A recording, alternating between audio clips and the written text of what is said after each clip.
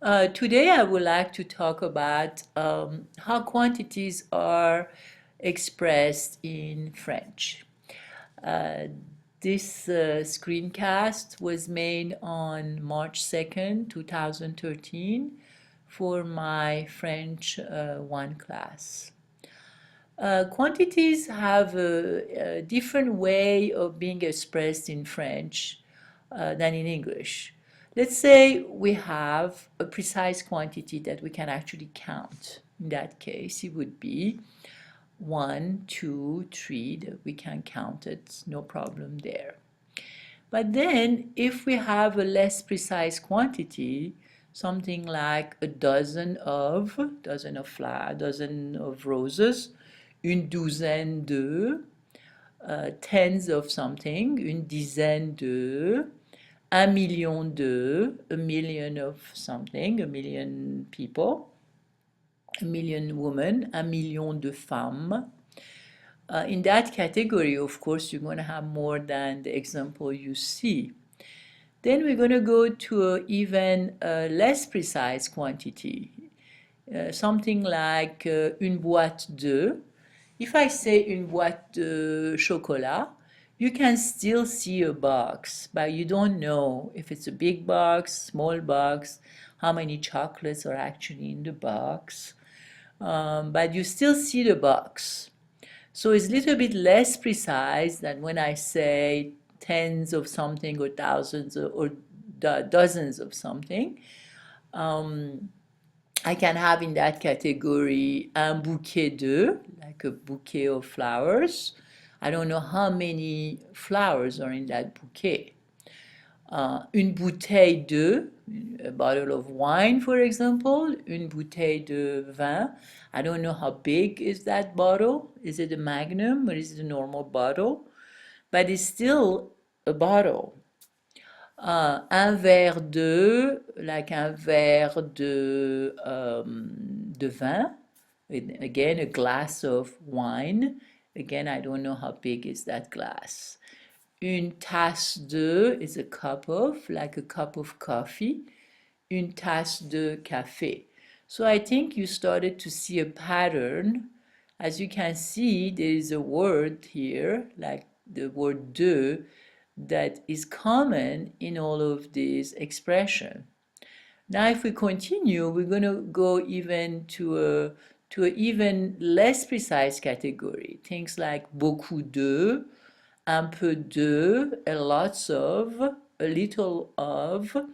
I don't know exactly what beaucoup de is because now we are in the realm of subjectivity. What is beaucoup de?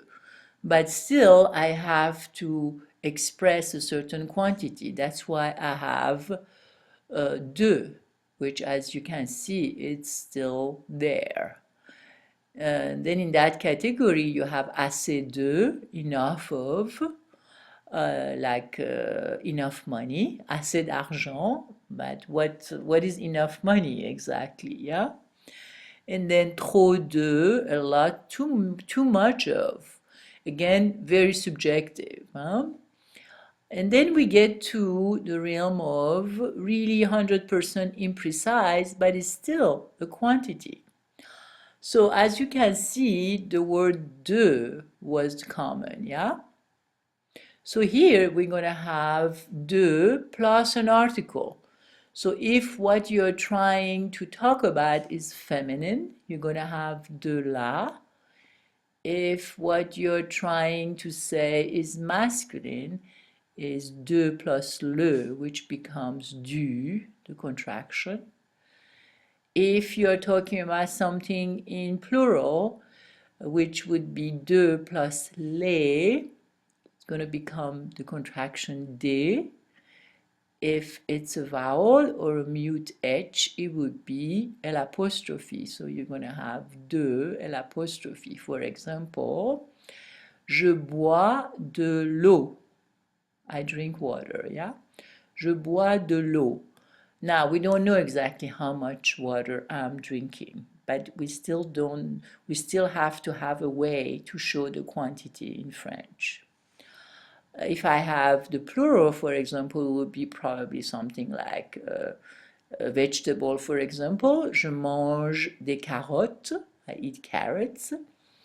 Or if it's masculine, might be, for example, milk. Je bois du lait, which of course is not true. It's usually je bois du café. I drink coffee. And then de la would be the feminine, so would be like beer would be feminine. Je bois de la bière, or tequila. Je bois de la tequila. Masculine, je bois du whisky. So as you can see, these are ways to express quantity. So what is the most important in this lesson is the imprecise one. Huh? So you just have to remember that you have to have that de in front of your article. Let's say you want to talk about negative quantity. For example, if you don't drink wine, je ne bois pas de vin. Or il ne boit pas d'eau. He doesn't drink water, like my husband. So in that case, you're going to have the apostrophe, or you're going to have de for negative quantities. So I hope this little test was helpful, and we'll see if we're going to do more of that screencast or not.